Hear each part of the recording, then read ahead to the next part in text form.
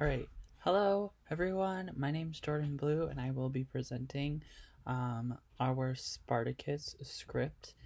Spartacus was released on October 7th, 1960 in the United States. It was directed by Stanley Kubrick and the story was by Howard Fast. Some awards included the Academy Awards for Best Actor and Supporting Role and a whole bunch more, which you can just find. But that's the one I really wanted to highlight. And then the screenplay was by Peter Ustinov and Dalton Trumbo and Galder Willington. So I hope you guys enjoy our presentation and brief overview of the movie Spartacus and how historically accurate it is. Thank you. A glance at the historical epic film Spartacus, directed by Stanley Kubrick, the audience is able to explore the importance of historical accuracy through the film Spartacus, and the accuracy that is prevalent.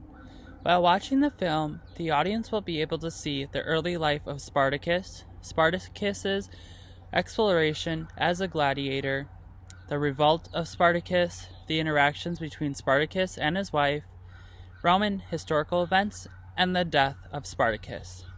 It is known that Spartacus is one of the most successful movies known in cinematic history and had one of the best pictures of the 1990s. The prevalence allows audience members to look closely at the film's historical accuracy that is represented, and how the story is portrayed in cinematic films, especially in Hollywood movies. According to The Guardian, the audience will be able to see the historical accuracy is often sacrificed in cinematic films.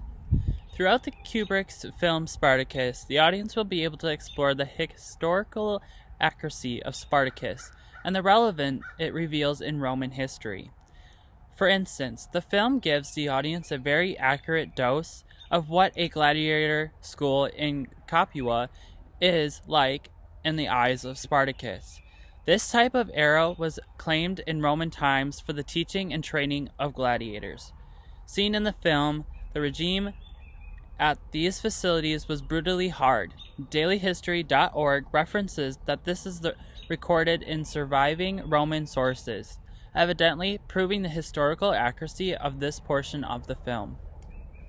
The Guardian mentions that the film does not show fighting between the gladiatorial contest and Spartacus in the arena, which is historically accurate within the Roman sources. According to Ancient History Wikipedia, the Roman sources also support that Thracian didn't actually fight in the gladiatorial contest beyond the training contests themselves, which ultimately shows an inaccurate representation of the contest that Spartacus apparently performed in. The film does show Spartacus and his fellow gladiators and how they made their first successful escape, and accurately shows how they set up camp on Mount Vesuvius. Unfortunately, according to The Guardian, the movie does not include or suggest the other very essential aspects of the revolt. Evidently, the fellow rebels in Spartacus journeyed to the Alps after successfully proclaiming victory over the large Roman force, and could have successfully escaped Italy and the Romans easily. It appears that the rebellious armed slaves returned to the south of Italy by turning back. It is not evident why they returned to the southern portion of Italy. According to the Roman historians, Spartacus was considered by the Romans to be a brilliant general and strategist. However, the battles in the film do not seem historically accurate. The rebels appear to have a fine time exploring and laundering on the escarpments of the late Vesuvius, but Spartacus wants to liberate Europe by turning the rebels into a guerrilla force.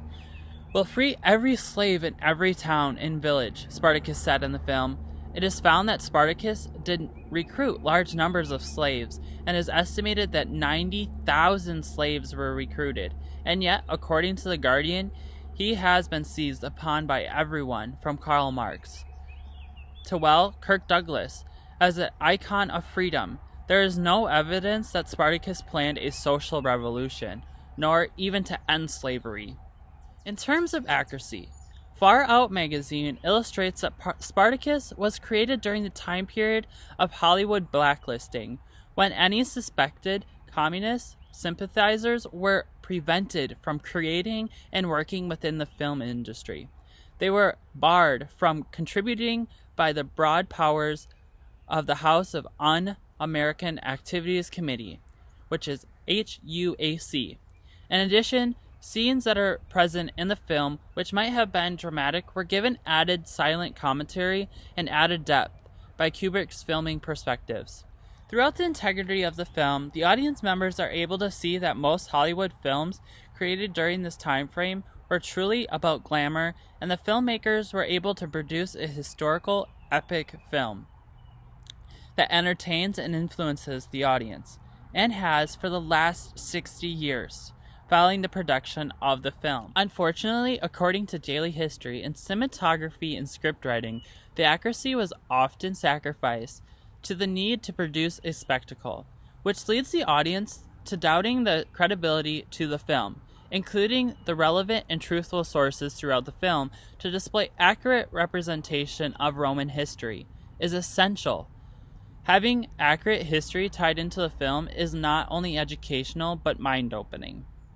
In Kubrick's film, they depict in the end Spartacus being found among the rest of the slaves and being crucified. In reality, the historians say that Spartacus actually died in the final battle of Cantana and never was found or identified. He went down in history books and the story is still used. The story of Spartacus is a symbol of the oppressed. The symbol of the oppressed is still used in situations to empower people. 1791, during the slave revolution in Haiti. As history hits say, he embodies the struggles of the poor and the rich. Evidently, this proves that most Hollywood films embodied glamour and climax of a short-term film, only capturing a sliver of Spartacus's life. Even though Spartacus was the Roman Empire's enemy, a lot of people in Rome were rooting for Spartacus. He was considered almost a celebrity through being a gladiator, stated by the NPR News. He can be compared to a modern-day sports celebrity. This did not just include the poor people of Rome. This included the rich as well. Furthermore, the audience will not be able to see the accurate representation that Spartacus was actually idolized and honored. In the movie, they show Spartacus as always fighting against Rome, but in real story of Spartacus' early life started with fighting for the Roman Empire. Later in his life, he was sold into slavery and put into the gladiator school for committing a crime. Evidently, this is where the audience can witness in Kubrick's film Spartacus escaping the gladiatorial school and setting up camp. National Geographic introduces and illustrates that people who fought for Spartacus were not just slaves, but also free men, but were considered very poor. The poor who fought with him saw it as a way to gain fortune and go against the rich of Rome. The characters that were involved saw it as a way to get back at Rome for the horrible things that they had to suffer for. The NPR News says historians say they didn't even want to end slavery in whole, but saw it as one of the steps to get what they really wanted. Spartacus' armies, even when capturing the Romans, would put them in gladiatorial stages and would have them fight each other for fun, and to also humiliate them. Spartacus' armies did not have an intention of backing down to the Rome armies.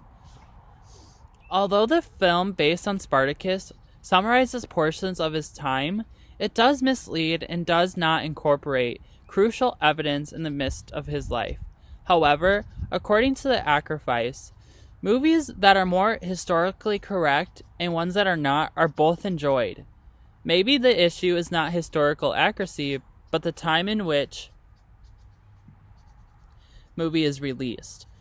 Which is why the film Spartacus did exceptionally well and went on later to achieve numerous awards.